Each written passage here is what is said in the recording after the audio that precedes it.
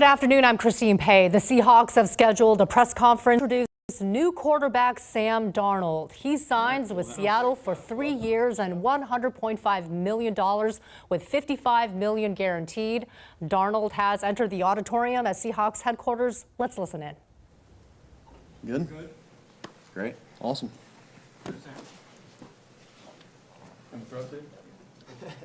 First completion. Low-hanging fruit on that one. All right. Wow, this is exciting. This is full house. This is great. So appreciate everybody coming in and spending the time with us. But really excited to introduce Sam Darnold as our new quarterback. And this is exciting times, man. Just it's been a whirlwind couple weeks here, as you guys, it's well documented. But as this thing started to come together.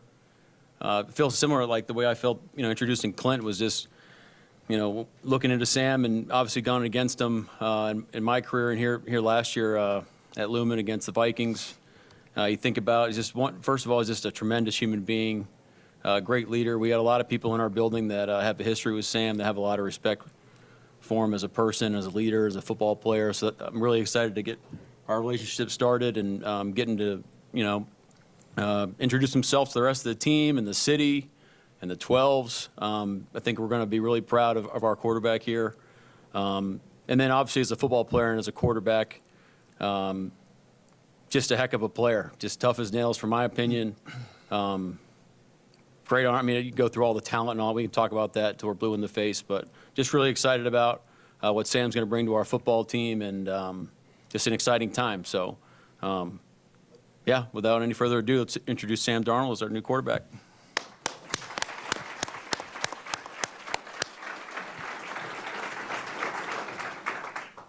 Appreciate it, guys. Appreciate that, Coach. First and foremost, I'm just excited to be here. Excited to, get to know this organization. I've already met, I think most of the people, not most of the people, but some of the people I'll be dealing with on a day-to-day basis. So excited just to meet my teammates. I've met a couple of the new ones already. D-Law, Josh. Just very, very excited to get to meet everyone. And just about this organization, man, I've heard so many good things about this organization from, different guys that have played here, retired, and still playing in the league. You hear nothing but great things about this organization. And, man, I'm just so excited to be a part of it. Excited to meet some of the fans, the 12s. Playing here, I think I've played here a total of 3 times, actually played twice. I was a backup in San Francisco, working with Clint here one of those times, and it's an unbelievable atmosphere at Lumen Field. And I'm so excited to finally have those 12s on my side this time. Yeah, man, just really looking forward to this opportunity to be here with my teammates, with these coaches. I think we have an opportunity to do something very, very special here, but it's gonna take a lot of hard work, and we know that. I know that going in, and yeah, just very excited to take this one day at a time, and that's gonna be that's what I'm gonna do. I'm gonna put my head down and go to work, and just excited to do that. We'll open up to questions. Sam, can you just take us through kind of the process for you of, I guess, once you learned you weren't going to stay with the Vikings, I guess? Yeah. That's kind of how the Seahawks got into it? Yeah. Just kind of talking through, obviously heard the Geno news. When that broke, I kind of understood that this could potentially be a spot for me. And then, what was it, Monday? Just kind of, letting my agents and these guys kind of figure out, what would be a really good fit for me. And that kind of, came to fruition a little bit. And then finally on Wednesday, finally getting to talk to some of these coaches and, even have some of the players reach out to me, guys that I play with at USC, having Jackson reach out as well. Just so eager. I met Jackson at the Pro Bowl, and just so eager to get to know each other and, get working, talking about when we're going to throw with each other and stuff like that. So just very excited, man, about this opportunity and just to go to work with these guys in the building every single day. Clint, you worked with Sam in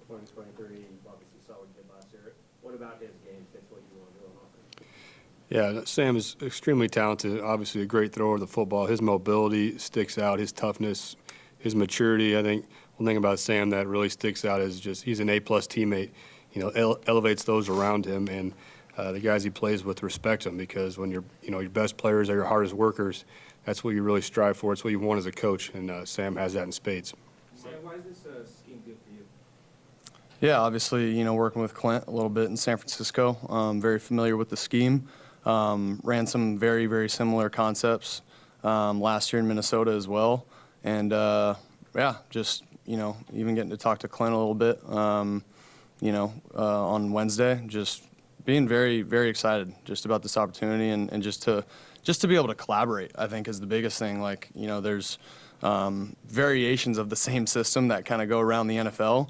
And being in one of those last year and kind of getting to morph a little bit of that with obviously most of the stuff that we did in San Francisco, and then I know he grew on his system a little bit last year in New Orleans. So again, just very, I know I keep using this word, but very excited to just get rolling on kind of what this system, what the offense is going to look like next year. What particularly about the system, Sam, that you're still, what is it? Yeah, I think, first and foremost, I think maybe Clint could talk a little bit more about that in detail, but I know it, foundation is the run game. And we're gonna run the rock. I know Clint's big on running the rock, and you got to do that, and building that off of play action, keepers, and dropping back when you have to.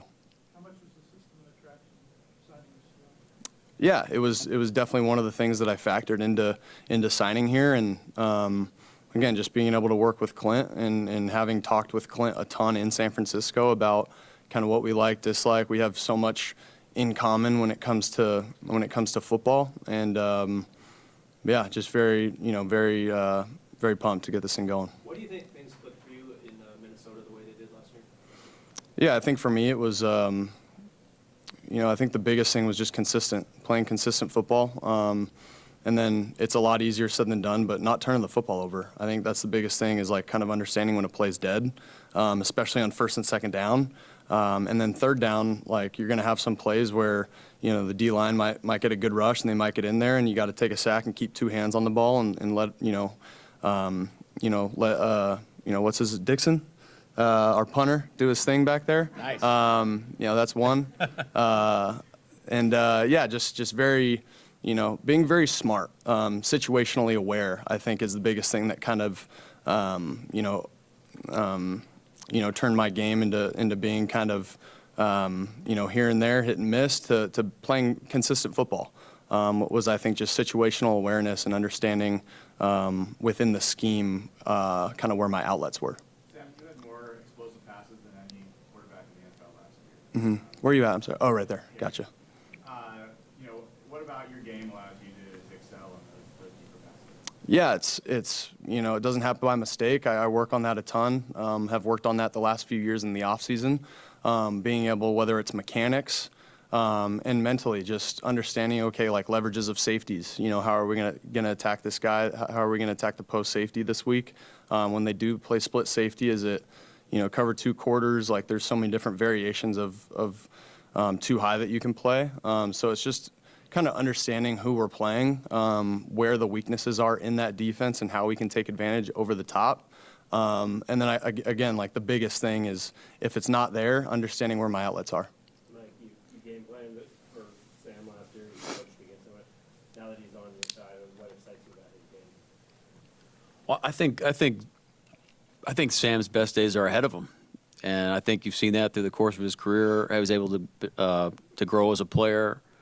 I can assure you, talking to some of our defensive guys, like we felt them out there. Like when you play quarterbacks or quarterbacks on your team, you want to feel them in the game, and you definitely feel Sam's presence and poise, competitiveness.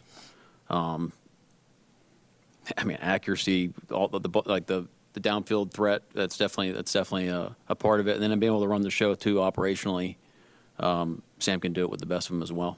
Like maybe the flip side of Bob's question, getting to the point you guys did, where you made the decision you did with Gino, and then targeting Sam as where you were going to go next. Can you kind of walk us through that process and how you got to that? Well, yeah. It was it was an interesting series of events for sure. But when it became apparent that we were going to have to pivot away from Gino, then definitely hoping that it was going to land with Sam. There's some time there, but everyone involved in the process was awesome. John was awesome.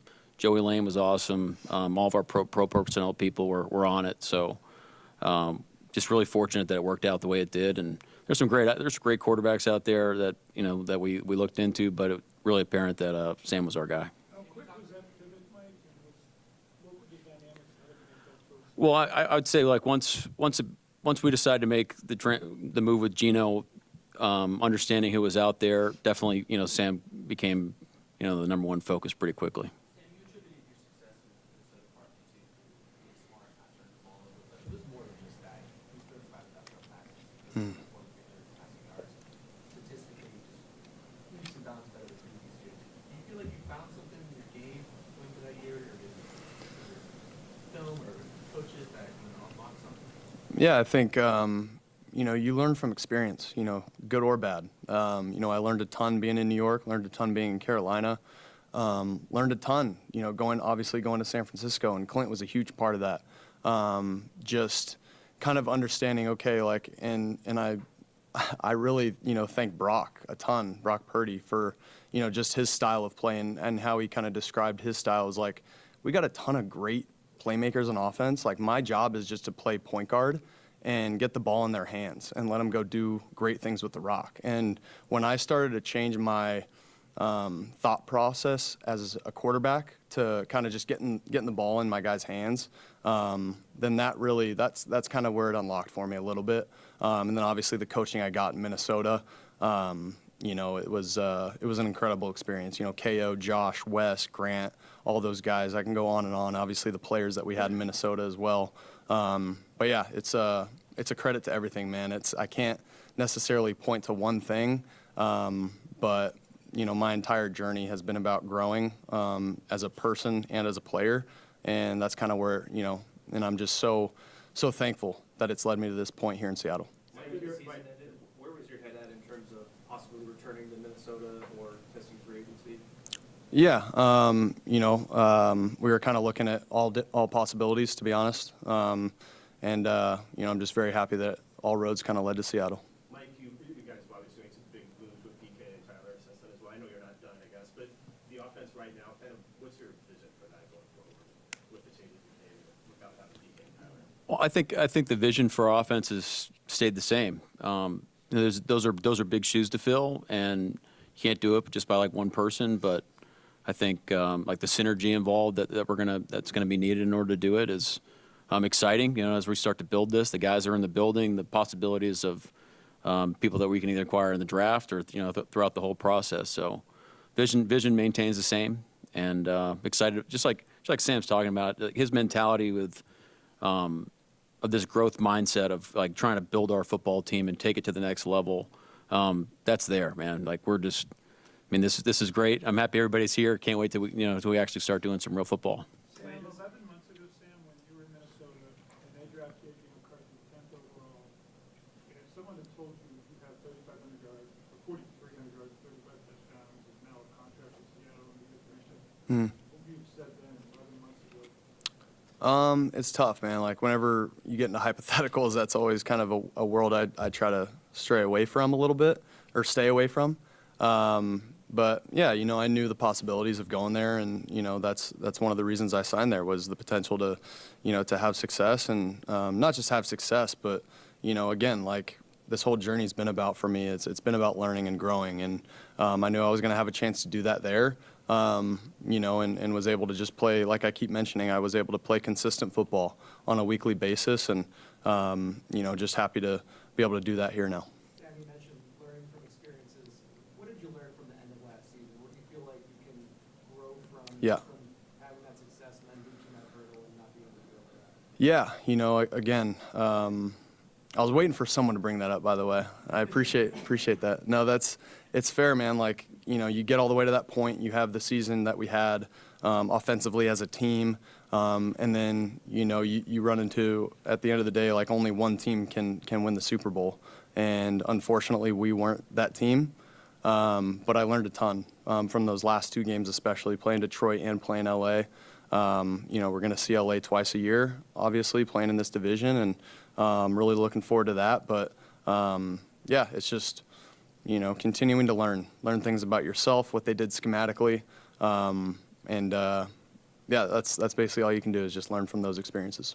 Your oldest brother, he's now 27, and the longest tenure is 3 years on the team. How important is the leadership you're going to be looking for Sam in this offense? Yeah, it's very important, and Sam, he's going to lead through his production. All the players are. They got a job to do, and they got to go play the game. And I want his natural personality to come out, and that's why he's here, because he has that natural ability to lead. But most importantly, he's a great player, and he's going to go lead with his production, and we're going to help him as a staff and as a team. It's not all about Sam; it's about who the guys he's throwing to, the guys he's blocking for him. Tight ends, running backs. It's all a team thing. And I'm glad that he's leading the charge, but we're going to have success when the team has success. You've coached quarterbacks a long time, but just that position in particular, are people maybe too quick to just kind of write a guy off when they've got, just everything goes into that, and then we see someone like Sam do what he did Yeah. last year? No, I agree with that. There's only there's 32 jobs, right? And then you maybe you get selected early, you get a year or two maybe to prove yourself, and then they kick you to the curb. And then some guys are mainly tough enough to come back and fight through it. And I'm sitting next to one of them. You go back to his 2022 season where he didn't play till the end of the year. The last 6 games, he goes 4-2 in Carolina, and then comes to San Francisco and sits behind Brock and keeps growing as a player, and then goes and does what he does in Minnesota. That's just really impressive to have that kind of to be that kind of a fighter and to stay in the fight, and then when you get your chance again and be ready. And Sam was ready, and Sam earned this job here. Can you talk about the value of situational awareness in quarterback? Sam talked about it, but as offensive coordinator, how important is that? Well, it's critical, right? And Sam touched on it. That comes with experience, and Sam's had a lot of experience and was really well coached in Minnesota. Having you can only remind a quarterback so much before that button goes off and you can't talk to them anymore. So they got to have it ingrained in them. Those are things you talk about in the meeting room, but to have a guy that can go execute that on game day with 70,000 people screaming at him, it's not easy to find. We got the right guy here. Sam, Mike said he thinks your best days are still ahead of you. Where's somewhere you see you want to make a step forward and even beyond what you did last year? Yeah, I think, I kind of look at those last couple games. I think being able to get the ball out a little bit quicker on some of the drop back stuff that we had those last couple games, and understanding where the outlets are. And even if a guy's covered, even if my back's covered on a check down, just throwing it at his feet. I felt like I was taking some unnecessary sacks last year, especially those last few games, and just going to continue to work that however I can in drills and drill settings, early April, and even later this March. But when we start to get into those team periods and start to get into training camp a little bit, I'll definitely be thinking about that, keeping 2 hands on the ball in the pocket at all times, and just doing all the little fundamental things. And I think, but that's a big one, is being able to just get the ball out on time. Mike, when you do something as sizable as trade your quarterback, trade someone who's productive, and establish a DK and cut someone like Tyler for great percent. All those things happen. It can create the idea that you guys are rebuilding. How would you explain why that's not the case? Well, I mean, I don't think that really showed up in our mindset throughout the whole process. I think you're always looking all these moves as serious as they seem to be, and they were as they happen. It's all through the lens of what's best for the team now and in the long run. So just seemed that they happened all kind of sequentially, back to back to back, which was necessary at the time. But we're rocking, man. We're rolling. I think we're really excited about our future. And I mean, these are like the kind of the dull days of March with your team. It's a dead period and all that. So we're building right now behind the scenes. So when the guys show up, we hit the ground running 100 miles an hour in April. Mike, how do you, the defense, you got Jaron and Ernest resigned and DeMarcus Lawrence, how do you kind of feel about those moves and what they've done? I feel tremendous about those moves. I mean, we got to meet those guys today, or we got to meet D-Law today, and man, just again, just getting those guys back. Jay Reed, such a great leader on our team. We all saw what happened to our defense when Ernest walked in the door. There's no secret about it. I mean, the guy's a force multiplier, and then you've seen the tape with DeMarcus. He's he's a dynamite player. We obviously have a relationship with him and AD, being from Dallas, so with a lot of respect for him. I know Clint's had the game plan against him, which probably isn't a pleasant experience. So I think we're building something really cool on defense. Mike, where are you on the offensive line and wide receiver from where you want to be? I mean, will we ever be where we want to be? Probably not. I mean, as a football team, we're never going to sit up here and be like, hey, we're satisfied. You know, that's not going to be our mentality. But it's an ongoing process about where we're at. Turns out, I don't think we have to play for another 5 months or so. So there's plenty of time to develop the guys we have in-house, and there's going to be opportunities to add guys when necessary that fit us and are the right moves in those times. So that's where we're at.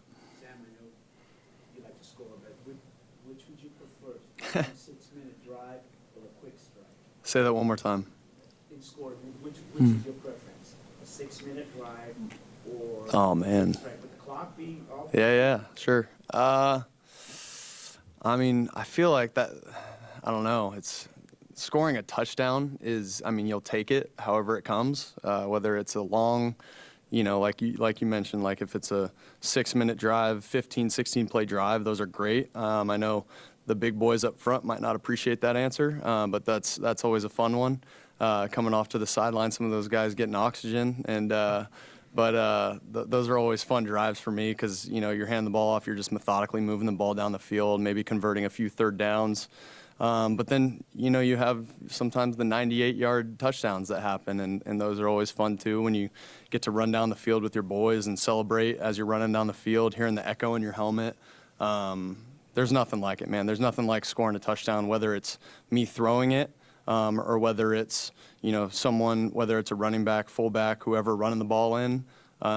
There's nothing like hearing that noise, especially in a place like Lumen, to be able to hear that after a score. There's nothing like it in the world. Clint, Sam was one of the best play-action passers in the game last year. Talk about how important that is for your offense. Yeah, definitely stands out on tape. You know, seeing Sam turn his back to the defense and find deep crossers and hit guys in stride is definitely a strength of his game, one of many strengths, throwing on the run.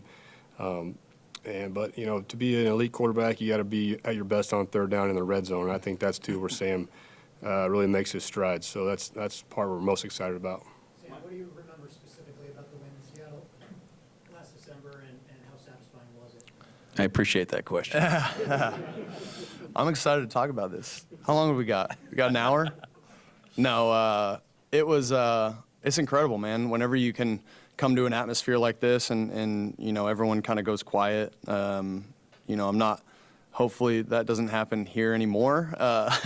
But no, man, it was a special game. I felt like we, you know, as an offense, we weren't clicking the way that we wanted to. You know, and that's a huge credit to coach and their entire staff for putting together a really good plan for us. And we were able to stay in the game just long enough to make that comeback at the end and have that touchdown. And yeah, and you know, our defense, I feel like, was able to kind of put it away there with the late turnover. But yeah, that's pretty much all I remember. I remember that touchdown, the one to Jets down the sideline. That was one that will be in my memory bank for as long as I live. So, but yeah, that was a, no offense, coach, but I keep rambling about this. I asked you how long I had, because I'll keep going. But no, it was just a special moment to be able to win that football game. Yep. Mike, same question for you. Apologize, but can you evaluate his performance in that fourth quarter of that game? And is there any extra weight that you put into what you see with your own eyes in evaluating whether you want to bring a guy in versus what you see on film for the rest of the game? Yeah, first part of the question is, you know, we talked about it, but definitely felt Sam throughout the game. And, you know, you're calling a game against the quarterback, the personnel, your people, the person calling the plays on their team. So it was a heck of a battle. I mean, it's a knockdown, drag-out fight to the end. And to Sam's credit, they kept battling and found a way to win in the end. So a lot of respect for obviously what he did in the game. But the second part of the question was, I think absolutely, you know, to see it in person and see him perform and scout him throughout the week. You know, you're watching a lot of tape of, you know, pretty much every snap throughout the season. And so probably wouldn't have had that exposure going into the whole thing if we hadn't played Sam. Sam, the revelation that you had in San Francisco about being the point guard, do you feel like earlier in your career you put more pressure on yourself to be more than that, being the third overall pick? It wasn't necessarily, being the third overall pick. I think even going back to college, I felt like if something wasn't there, like if a concept wasn't there, I was so eager to run, get out of the pocket. I'd been doing that since high school as well, and it was always easier for me. I felt like I could do that at ease, and you get to this level and it's not that easy. And, I think that's where kind of the troubles came a little bit early in my career, was just thinking I could run around and make plays if something wasn't there. But yeah, I think that's just kind of where that stemmed from a little bit. Sam, certainly we've talked about all these moves over the last week for this team. What does it mean, for this city, for its fans, that you can help lead this new chapter of Seahawks football moving forward? Yeah, again, I'm not necessarily, I can't think about the big picture like that. I think it's a lot easier for me to think about it as, okay, what do I have to do next? And what am I doing right now? Like me and Clint were talking about certain plays and, kind of getting the playbook and starting with formations, and that's kind of where my mind's at right now. Is I'm not too worried about the big picture of things. All of that will kind of take care of itself if I just do my job and help this team the best I can, just win football games. Clint, it wasn't entirely your offense in San Francisco, of course. How much of what you're teaching him right now, or about to teach him, is the same you learned in San Francisco? Yeah, I think we'll keep some common things. Those are some conversations Sam and I will have going forward. But like Sam said earlier, throughout the league, we're running a lot of similar things, right? It's just about how we deploy our 5 eligibles and getting Sam on the same page with his receivers and tight ends and running backs.